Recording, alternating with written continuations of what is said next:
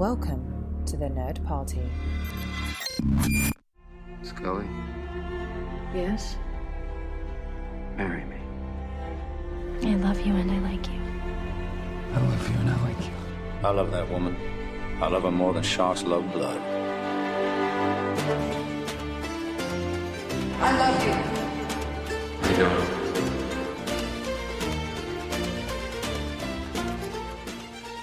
Hello, I'm Tristan Riddell, And I'm the girl. and this is Nerd Nuptial. If this is your first time listening, we are a married couple looking at life through a nerdy lens. How are you doing?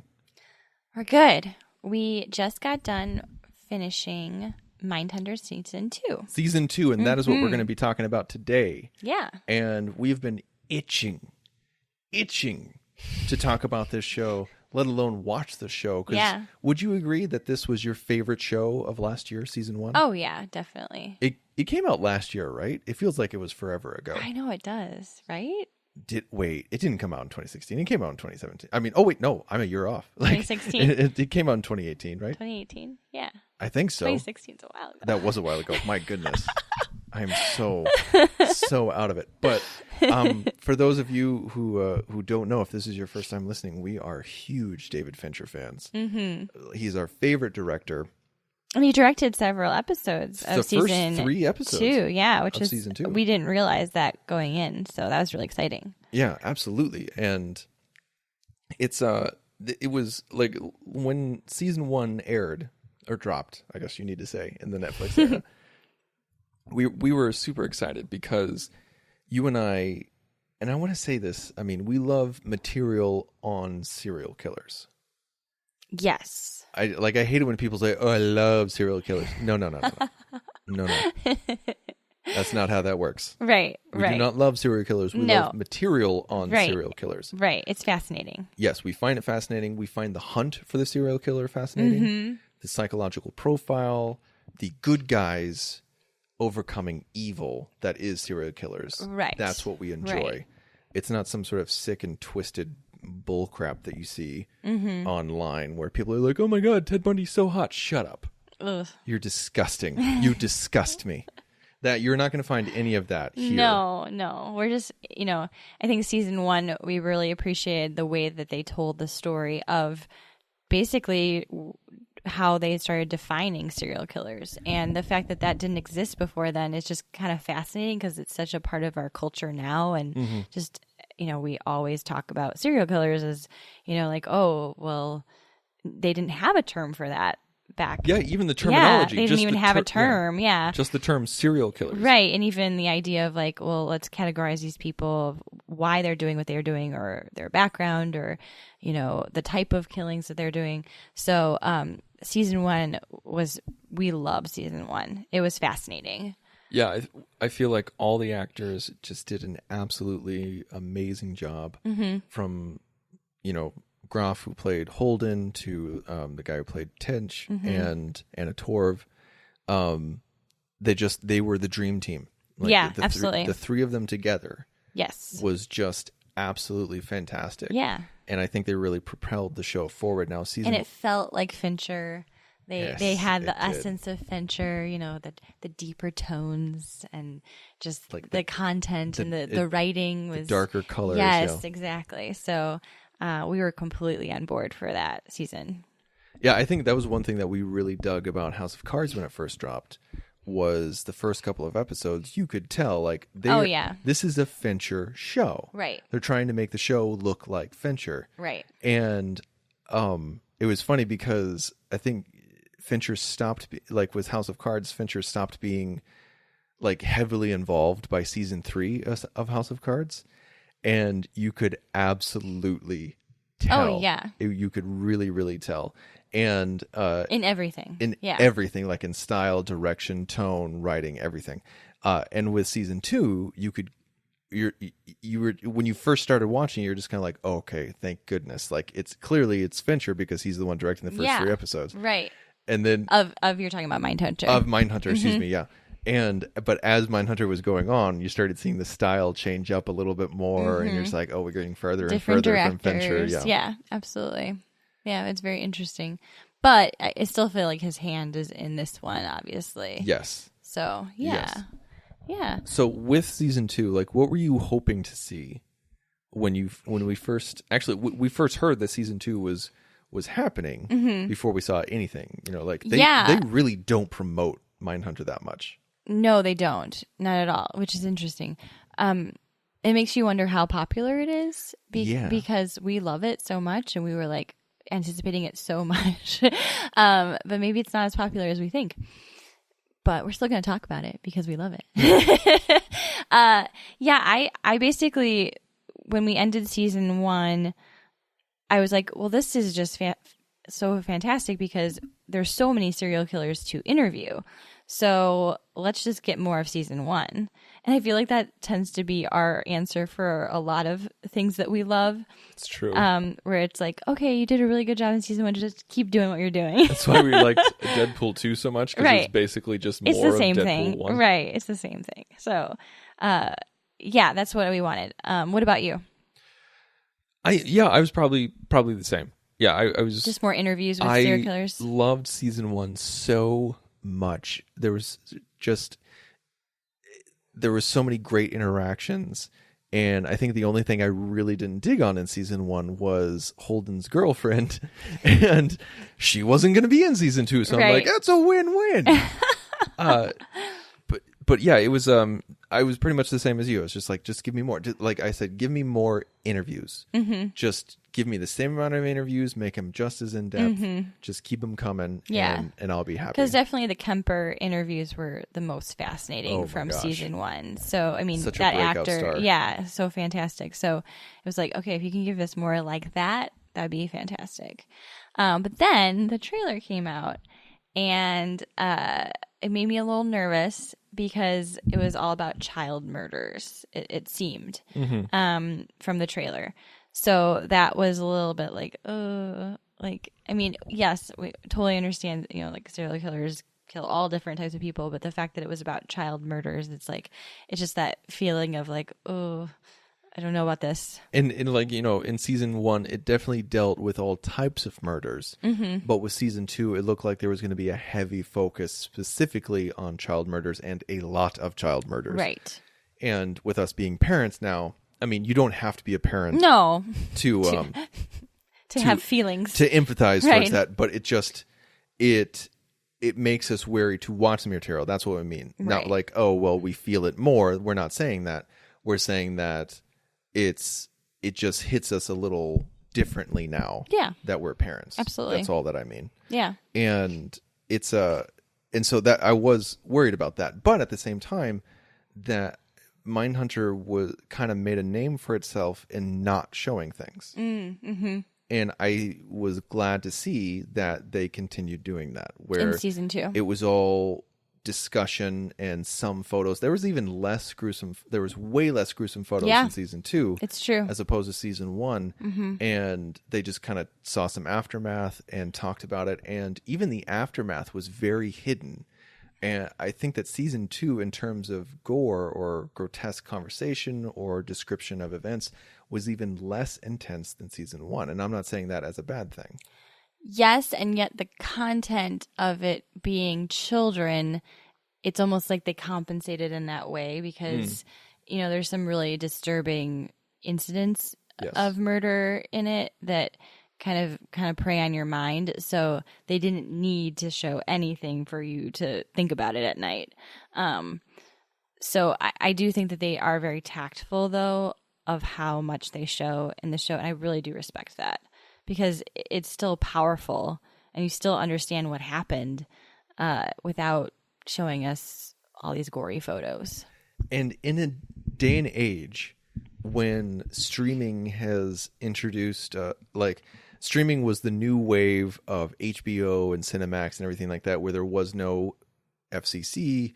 That's not the right word. Like there's no ratings. Less rules. Yeah, there's less rules. Like you can do whatever the hell you want. And a lot of streaming shows just out of the gate were just like shows on HBO where it just went over the top. Because you can. And that's the thing. So much crap that's on the air is because you can. It doesn't motivate plot. Mm-hmm. It's not motivated by plot. It doesn't push the story forward. It's just like, oh, well, we can show a death orgy, so let's just go ahead and do that. Right. Because there's no censors.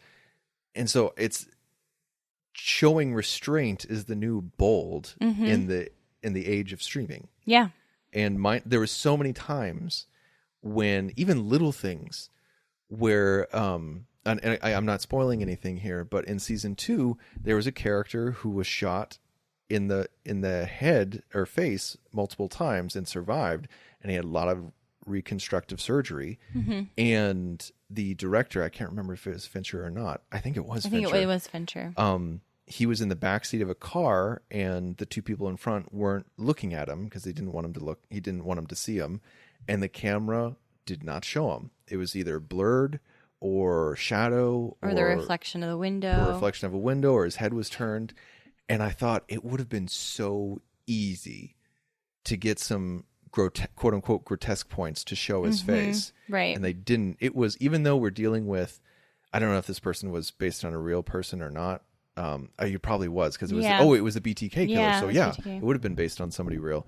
It was, even though it was a fictional portrayal, it felt respectful. It did absolutely. And I think that maybe that's why they are so tactful with what they show and they don't show, because these are real people who did die and serial killers that did kill. So, that line of not, being disrespectful to the dead, but also not immortalizing these killers that probably just wanted the attention to begin with. I think, creating a myth type of thing. So I think that it's really interesting how they handle that type of material. Right. I think that's a really astute observation. I think just the sheer fact that we're dealing with fictionalized versions of events, because we're dealing with fictional characters based on real people. Right. So you still have that aspect where you bring in their personal lives, you bring in their personalities and things like that, but they're still dealing with real world events. Right. Real world victims, and that is important. Absolutely. Yeah. To understand that distinction, because you do something that's, you can get away with a whole lot more in The Girl with the Dragon Tattoo than you can with Zodiac. Right. In that terms, because in Dragon Tattoo, you're not dealing with real people. In Zodiac, you are dealing with real victims. Right. Exactly. Yeah. That's interesting. Yeah. And I think Fincher does that, right? Like when it comes to fiction, I think he goes a little bit more extreme, but in Zodiac, it was very, well, that's not true. No, that's not true. It's been a while since you've seen Zodiac. Okay. I don't like Zodiac as much, so that's probably why.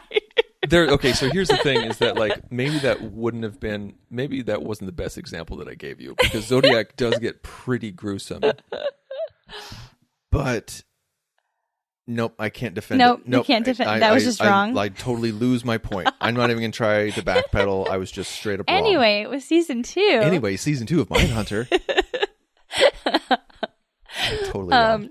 Yes, but we respect that because I think that does go to the fact that we're not looking to see gory details. We're just interested in the human story of it. Yes, the psychological aspects of it. Right. Why do they do what they do? How the BSU is thriving, how they're changing, what they're doing, and everything like that. It's that to see Anna Torv's character again, the psychological perspective. Tench's character, being a manager, he's Holden's boss, but sometimes he doesn't always act like it because he needs to let him do what he needs to do. Right. Except when he gets out of line. We got a new BSU director that's really fascinating and interesting. Yeah, Gund or something. Yeah. Gunner or Gund? Tim Gunn? I don't know. That would be an interesting show. That's season 3. Tim Gunn runs the BSU. I felt like they were interesting new developments, and I feel like you can't really talk about it without spoiling things. Yeah, it's so we true. Probably need to get into it. We probably do. And so if you haven't seen season 2, we when these seasons drop, we try to watch them as fast as possible while still enjoying them, to get you this review as soon as we can. I know that it's been spotty over the past couple of weeks. We've talked to you guys as to why that's going on, and it's if you haven't seen it yet, save this episode and listen to us later. But we want to, before we get into spoiler territory, we want to know what you think of season 2. So please go to. And did you like season 1? And did you like season 1? Did you like season 1 more? Did you like season 2 more? What were some of your favorite moments? Did they not handle something well, in your opinion, or did they handle something better than you thought they would, in your opinion? Absolutely. Go to thenerdparty.com/contact, select Nerd Nuptial from the drop-down menu, fill out the form, it'll send us email, and we want to hear from you guys.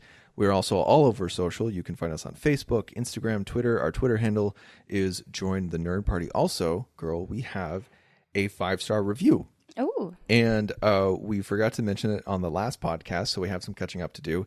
It is from Honey, with 3 Ys, and it just says, "We stan Tristan and the girl." And well, thank you. I had to tell you what stan meant. Yes, you did. For those of you who don't know, stan means it means you're a fan of someone, but in an extreme way, because that always surprises me. I know it's like not a lot of people know where this came from, but fan is short for fanatic, and so to go even more extreme than that is pretty crazy, because Stan is from a guy who ended up who loved Eminem so much he killed himself and his wife. Oh gosh. So it's a fake story. You. Thankfully, Oh, okay. It's a fake story. Oh, okay. But I think that's one of those things where it just pops up online and people start using it, where it just means, oh, it just means you're a fan of something. And then you find out the reason of where the term came from. You're like, oh my gosh. Because we're older millennials and we have to Google that. Yeah. Yeah. To Google figure out what is going on. On urbandictionary.com. I don't even know if people still use that anymore. Back in the MySpace days. But thank you very much. Thank you, Honey, with 3 Ys. Thank you. We really appreciate it. And if you want to be awesome like Honey, then please write us a review. If you give us a 5-star review, we'll mention you on the show. You can give us whatever review you want, but 5 stars gets you a mention on the show. Please go to Apple Podcasts if you can. And if you give us a review outside of Apple Podcasts, make sure to screenshot it or send it to us, or send us an email, direct us towards it, and we'll mention you from Absolutely. there. All right. Shall we go into spoiler territory? Yes. Okay. Okay. So because this is based on real events, it's it's hard to spoil certain outcomes, but it's historical outcomes, but we can spoil things that happen in the show between the characters. Right. So if you're listening this far, we're assuming you've seen it. Right. So spoiler alert. Spoiler alert. What was the thing that you liked the most about season 2 so far? I didn't even know why I said so far. We've seen the whole thing. We've seen the whole thing. It was probably the moments when it felt more like season 1, where Holden and Tench were together. Bill and Holden were together, because I think that that's really what made season 1 so enjoyable, was kind of seeing them go off of one another, and especially in an interrogation type situation where they were I think in season 2 it was more actually them interrogating people, whereas in season 1 it was them interviewing subjects. So it was just interesting to see more of like their cop side, or like, maybe their beginnings. But I definitely wish that we had seen more of that, because that was what made season 1 so great in my mind. Yeah, you could definitely tell that that was a conscious decision. Mm-hmm. And I don't know if they were trying something new, or they were trying to move away from what they did in season 1, or just not repeat themselves, so it's not just the same thing over and over again. But I missed it. Yeah, I did too. Really, I want to go back it. and watch season 1 now.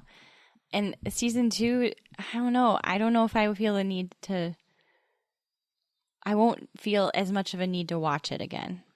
I didn't think about that until you said that, and I feel the same way. I feel like season 2 is good. Yeah. I think it delivered. I thought it was interesting.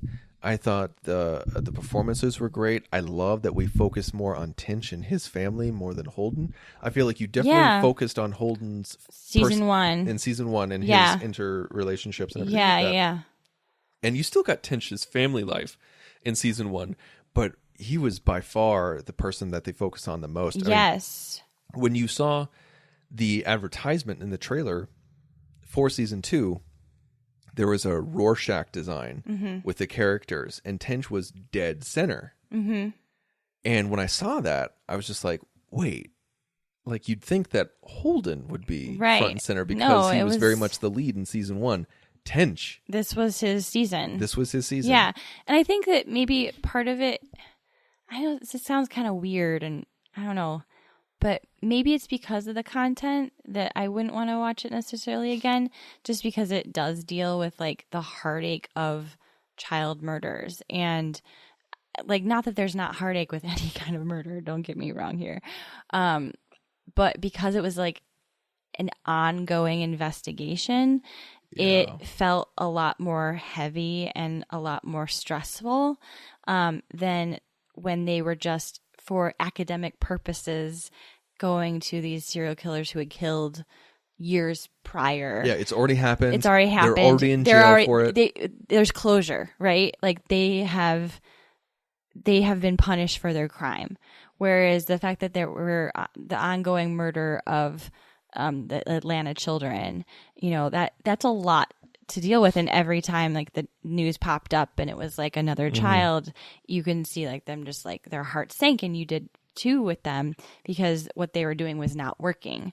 And so that frustration level, whereas, you know, there's definitely more conflict in this season. Whereas season 1 was much more like, all right, we're just going to get in the car and drive across the country and interview these really weird, messed up people and have these weird interactions. Whereas season 2 felt much more like your heart was in it. Like you're like, oh, and especially Tench's family situation with their child. Like, I mean, I can't even fathom like that situation. I think that that's why like having a kid, and even if you don't have a kid, like fathoming having someone in your family, let alone your child, participating in a murder is like, that is just like too much to put my head around. So I'm like, I don't know if I want to revisit that storyline. That actually, because I can't wrap my head around it, didn't bother me that much. Oh, it bothered me immensely. Because it is so crazy to me. It is so far out of left field. I can't even imagine it happening within my own circle. That is how crazy it is to me. Okay. I'm not saying like, I'm saying to me. I was just kind of, I felt bad for Tench. Yeah. I felt bad for the family, obviously. It was a horrible situation. But that was one of those times where I was able to go, it's fiction. You know, it's okay. Interesting. See, for me, that was too like, you know, the idea that they, you know, they couldn't have their own child, you know, which was something we dealt.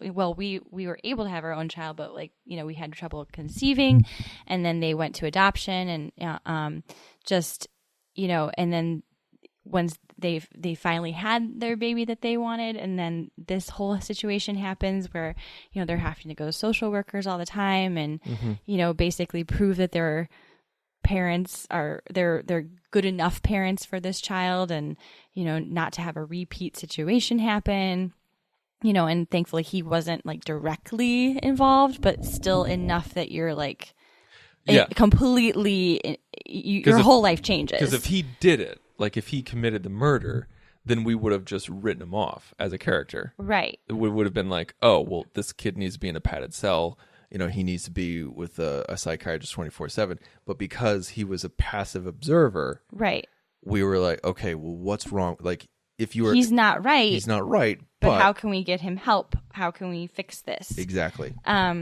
Yeah, and just that, like it kind of reminds me whenever I watch, I think it's like maybe season 2 of Breaking Bad, where Skylar and Jess and Walt are just, their marriage is just falling apart. Like, you know, the cancer is going on, and you know, they're just not communicating. Like, when I watched that for the first time, I was like seriously depressed, and just because you get so involved with the characters that you're watching, and especially when you do binge a show, and that's how I watched Breaking Bad, and this is how we're watching, you know, Mindhunter.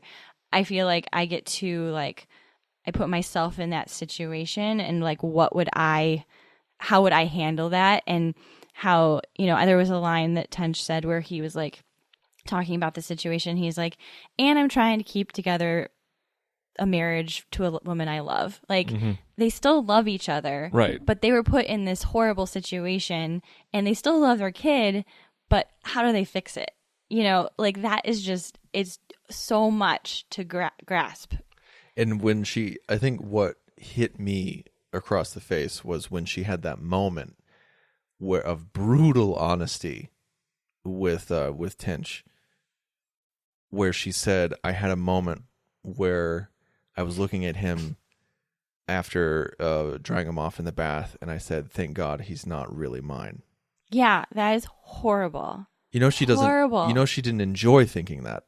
No, but she had that thought. But she had that thought. And it's like, she had to like get it out that crossed her mind. that he's broken not because of anything that's broken in her, Right. biologically. Right. Like her body's not broken, that passed it on to his broken body, that kind of thing. And that just goes to show the weight of the mother, because it's just different. I think it's different for a father in some ways, because I have no idea. I don't. Well, no, I'm saying like in that respect of a mother, like you've carried this child inside of you, and so you know there's always that question of like, okay, did I eat right? You know, did I take care of myself while I was, you know, keeping this child alive inside me, and now I need to keep this child alive outside of me, and you know, like, and also then make them into a good human being. Did I watch Reservoir Dogs too many times while I was carrying him? Right. Whereas, you know, she doesn't have, she's able to kind of like look past that part, but in a kind of a guilty way almost too. It's a lot. It's a lot on her shoulders. I hear people talk like you. Okay. About like feeling the weight of a character and their situation. And there have been times when I've seen a movie and I've cried. You know, like I've let tears fall down because I've connected. Like with the first movie we watched when we got home from the hospital was Arrival with Amy Adams. Yeah. And it was about her losing her daughter. Right. And I'm like, oh, great. Okay, here comes the tears. Right. Here come the waterworks. Right. You know, there's been times like that. But I've never watched a show and carried it with me. Really? Never. And I was don't know about that. I think that you might be underestimating. No. No? No, like You don't put yourself in that situation? I think I do, but I'm able, Mentally? like, I turn it off and then I'm back to going to work and getting a donut. You know, like like lots of people give Breaking Bad as an example, the same example that you gave. Like there was multiple people that I worked with when the show was on the air. I said, I was like, hey, did you watch this episode? Did you watch that episode? They're like, no, I had to give it up. It was too stressful.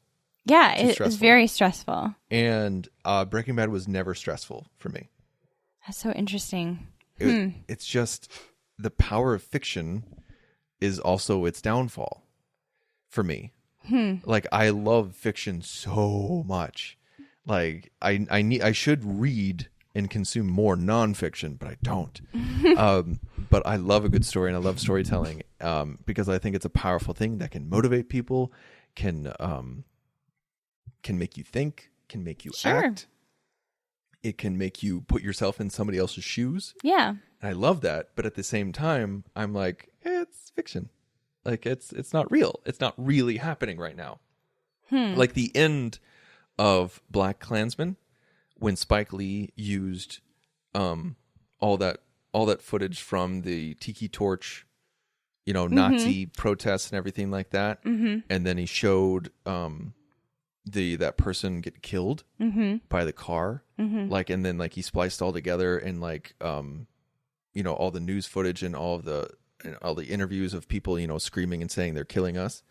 I was crying, positively crying at the end of that movie because that really happened. And it's happening now. And so that will always affect me. Like real life things will always affect me on a much deeper, visceral level than fiction. Okay. But again, like I said, it doesn't mean that fiction doesn't touch me or doesn't motivate me or move me. I'll connect with a fictional dog, you know, that can talk and find its way home. But just not in the same way. I don't know. I don't know if you're giving yourself enough Can credit in that way. Can you think of some examples where maybe I did? You know me better than anybody. Well, I think the thing is that I can't like right off the top of my head like put me on the spot. But I'm saying I think that it does influence you a little bit more than you're giving it credit for. But at the same time, I do understand how you're able to compartmentalize a little bit more than maybe I am. Yes, that's true. Because I feel like even fiction, if that thought isn't like hasn't entered into my head before and then it is put there, then I might dwell. Like I do dwell on it more than you do. Like what? Do you have an example of that? Like the situation where, let's go back to season 2 where, the fact that even though like Tench is a fictional character based on, several different people in the FBI at the time, just the idea of like what they were going through as a couple, like that made me sad. And like I made me like think, oh, well, what if something like that happened to us? Yeah. How would we deal with that? So I feel like maybe I do put myself immediately into those situations when those things arise where I'm like, whoa, like they're dealing with it this way. Is that how I would deal with it, or is it another way? Well, yeah, I can understand that, and I feel those things too. Yeah. I empathize and I ask those questions. But when I go to work, like I'm at my computer, I'm not like slumped over thinking, "Oh man, what's Bill gonna do? How's he gonna get out of this?" Well, I'm not doing that. I'm just saying that in the moment, like I don't think I would want to watch that season again because I would have to relive that, like, and think about that again, like. I guess my way of compartmentalizing is not watching the season again. Well, I'm with you on that, but not not for the same reasons. I just feel like season 1 is more entertaining than season 2. I think it has more rewatch value because of the interviews. Where now we talked about how the interviews had discovery, and there was much more like that episode was. The interview was that episode. Like, that was a big chunk of the episode. Whatever interview it was in season 1. Oh, yes. Okay. Like, I was like, what interview? That was the main focus. We're like, we're going to go see this person. Right. We're going to interview this person. We're going to interview Speck. Like, we're going to maybe interview even Kemper. multiple times. Right. Kemper several times. Yeah. And the foot fetishist guy multiple times. And in season 2, the interviews were almost an afterthought. Like, it was something that was, like, in their way. Right. It was like, well, we'll get to this and let's go. We'll get to this eventually. Like, Bill and Holton just kind of, like pushed it off to the side in order to do real world activities. And I feel like it was such a, like the names of Son of Sam and Manson are so huge that you would think that they would have made it into a bigger deal. And they barely spent any time with them. Yeah. And it felt like, oh, you guys phoned it in. Like not only this did could the have show been phone really it in, interesting. Yeah, the characters phoned it in. like everyone did. I mean, yeah, it felt very like I felt kind of like we were robbed of those interviews. And there were even 2 interviews with Holden and the guy from Atlanta. I can't remember his name. He almost got the job in season 1, and then nepotism made it so he didn't get the job.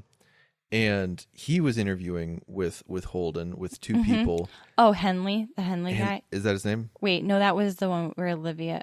Olivia, that's hilarious. Anna Torv's from character. Fringe, yeah. Anna Torv's character. She interviewed Henley, I think. No, I'm talking about the agent, the FBI agent. Oh, okay. The African American FBI agent. Yeah. Mm-hmm. Like there were 2 times in a row. Holden's character gave up the interview and was just like, okay, fine, whatever, and then closed it. Right. And then this character picked it back up and actually learned something. Right. And I'm like, well, where are you? Yeah. We're watching this show for you to do this. Like, it was, I felt like his superior officer, like, who the hell do you think you are? This is your job. Right. Do your job. Yeah. I want to watch you do your job. Yeah.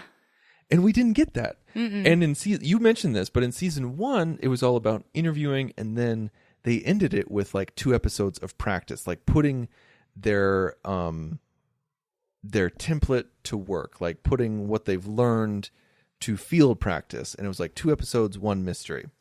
And in season 2, it felt like it was mostly that. It was mostly the child murders. And like you said, it went on so long, and So there's long. so many murders, and it didn't even give us any solution or Right. resolution. Well, yeah, I mean, it did, but it didn't, right? Yeah. Like, so, we were talking off air, and, if you're going to change up the show from interviews to basically solving a case, then you have to have some resolution in the case that you have them solve, because first of all, it was a heart-wrenching case with the child murders, but then, they didn't really, like, the guy they arrested wasn't actually, like, in real life wasn't charged with, like, those are still not solved. Those crimes are still not solved. So it's just really frustrating. And we even talked about the BTK killer, like the BTK, he, to use him as like a framing device that, like, throughout we see him season 1 and season 2 is an odd choice as well. Yeah. Just because, yes, they're searching for him. But those people are not going to find him. No, because if you, look up BTK, you find out much, much later, like by accident, he is revealed. So it's like, again, it's like, why are you choosing these people that, and maybe part of it is the fact that, like Kemper said, like, good serial killers get away with it. The way that he said it was actually genius. He says it sounds like you're basing everything off of serial killers who've been caught. Yeah. Yeah. And again, the most interesting interview of season 2 was Kemper. And it was a passing little interview. And it was like, no, like, you know what? Give me more him again then. It's true. And I mean, I know that some people are saying, like, well, the Atlanta child murders actually happened, and it's not like they can change the ending. We're not saying that. No. What we're saying is choose something that can give us actual resolution to a season, because I know that some people might disagree with me here, where it's just like, well, in real life, you don't always get a solution. You don't always get a resolution, i.e. like the Atlanta child murders. Right. That's very true. But we're also dealing with serialized television here. We're dealing with a television show that is meant to entertain and have story structure. And when you have something like this, resolution is good. Resolution is key. Right. Even if it's minor, even if the person gets away, that's okay. There's got to be some sort of resolution. In season 1, I mean, it ended with Holden having a panic attack because Kemper tries to hug him. I mean, that's genius. That's amazing. But previously, they catch their killer. They put their practice to work in the field, and it works. And in this one, they put their practice to work, and it doesn't work. Right. And it kind of works, but it kind of doesn't works, but not really. Right. And so, if you're going to do that for an episode or two, that's fine. Where it doesn't work, but it was so many episodes. Don't give me like over half the season of this, and then it not work, right? Or at least not. It's just it's like we said. We totally get that's what happened. Totally understand. But as a viewer, think about your audience and think about what they liked about season 1 and reward them in some way, shape, or form with some resolution. Also, I was expecting to get a little bit more of Anna Torv's character. Yeah, they completely separated her, and she was barely with them. She was barely with them, and I really enjoyed the three of them together. And also, they gave her a relationship, like an interesting relationship, and Yeah. then took it away hard. yeah, and she was like a jerk. She was hard on that woman. Yeah, At Amazon, she was so hard on her. No, and like you were like, okay, like, give her some, give her a relationship, awesome, cool, and then like, what was the point? I have no idea what the point is, Just but to like, give her something to do. if they gave like Holden season 1 and Tench season 2, maybe she'll be the main focus season 3. Maybe, because it was interesting with her interview, like her, which she wasn't supposed to be doing, like having an interview with, I think it was Hunley at the time, and she succeeded in her interview to a point, and that was interesting, like to see that she was successful in the field, but we didn't really focus on that. No. So. And there were moments that were interesting where, clearly because she was an academic, she was maybe put in her place, or because she's a woman, she wasn't quite fitting in, or like people are hitting on her because she is a woman, which is, something women have to deal with all the time. And even though it's supposed to be a professional environment. Oh my God. But I feel like they didn't really know what to do with her for the most part. It felt a little disconnected. It felt a little like not only was she not with them or even like researching or analyzing what they're doing. Right. So she had nothing to do. So she's literally just waiting. With the Atlanta child murder. She didn't do a single thing for them. And then she has a relationship that's not tied in with anything else or even related back to anything else. And then they take it away at the last minute with prejudice. It's weird. Yeah. I don't know what was going on there. Well, and like when Bill like confided in her about his son, I thought, well, is she going to somehow help because she has a background in psychology or anything like that? Maybe she could help in some way. Give him some advice, go see him or something. I don't know. But it felt like she was just kind of a listening ear, which was an odd choice too, because it felt like she would have more insight. Yeah. Yeah, there was kind of wasted time with her. There were some things that I did not enjoy about season 2 overall. There was no scenes where I was like, oh, this is pointless or this is stupid or this is a waste of time. It's just an overall thing, like the direction of the season or the direction of certain storylines where I'm just kind of like, why did you do that? Right. Why did we spend so much time here versus some more interesting, storylines? It makes me wonder if there is going to be a season 3 because, oh my God, Netflix just keeps canceling everything. Really? It's just they're canceling things after 2 or 3 seasons, and their algorithm is becoming a mythological status where it's just not. If you don't get an audience right away, then you're not worth it. And so they keep they're throwing money at new series to try to keep people who are going to cancel or try to get new subscribers. And by doing that, they're kind of forsaking us, right, who are loyal subscribers, right, and have a handful of shows that we really like. Right. It's true. And, it's really true. And yeah. And so like that's the thing is that like if they're like House of Cards is off the air, thank goodness. But it's done. House of Cards is done. If Mindhunter doesn't get a season 3 and Santa Clarita is done, I'm blanking on some of our other favorites on Netflix, but like those were 3 big things that we loved about Netflix. And it's almost a thing where there's so much content that it's hard to break through the noise now. Yeah. Where something has to really stand, like something has to be like a Stranger Things. Right. Where it becomes a cultural phenomenon for us to even notice it. It's true. It's really true, which is unfortunate because I'm sure a lot of things go under the radar. Which also scares me about Mindhunter because like I have one friend who talks about Mindhunter at work, and that's it. Nobody else is like standing around the water cooler like Game of Thrones or something like that. So if Netflix doesn't advertise it, right, and no one's talking about it, then is the only reason why they're doing the show is because Fincher is a producer. It's possible. Like it's possible. He's a major player in Hollywood, and they want to keep him happy for future projects. I don't know if that's the reason. Fine, whatever it takes. Whatever it takes to get a season 3, that's fine. Yeah. But it's just Yeah, it didn't have the same spark.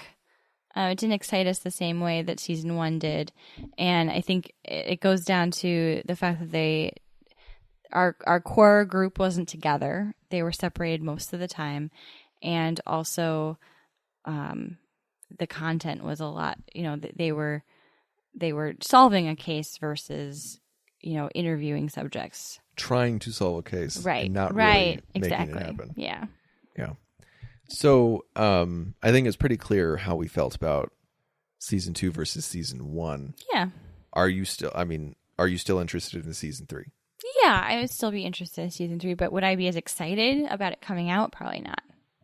Yeah, I think unfortunately it was palpable when season 1 came out. Yeah, we were just like, this is going to be a great show, and it was. And then season 2 was coming out, and we're just like, okay, we have reservations because of the content, but it has the same great team behind it, so this should be good. And now, maybe they'll surprise us with season 3. I mean, again, it wasn't like it was a bad season. It was not like it was. No, it's still like, I mean, I feel like it held its standards. and I liked the show. I just felt like I liked season 1 more. Absolutely. And the thing is that when you drop a season at once and you binge it over one weekend, it's not so much like, oh, I like this episode more than that episode. It's just like you start comparing seasons instead of episodes. You do. Absolutely. That's just how it is now. All right. Well, that was our show. That was our review of season 2 of Mindhunter. That was our discussion. Let us know what you think. Yeah, please. We talked about it at the top of the show of where you can go and what you can do. Please let us know. You can find me personally on Twitter at the Insane Robin. Make sure to find us on the show on Twitter as well at Join Nerd Party, and Instagram and Facebook as well. And there's so many different things on the network for you guys to check out. Go to thenerdparty.com. If you want to check out our backlogged episodes, go to thenerdparty.com/nerdnuptial. But also, we've got a Harry Potter show. We've got a Doctor Who show. We've got multiple Star Wars and Star Trek shows and film shows. It's just, there's something for everyone at thenerdparty.com. I love you. I know. Scully, Yes? marry me. I love you and I like you. I love you and I like you. I love that woman. I love her more than sharks love blood.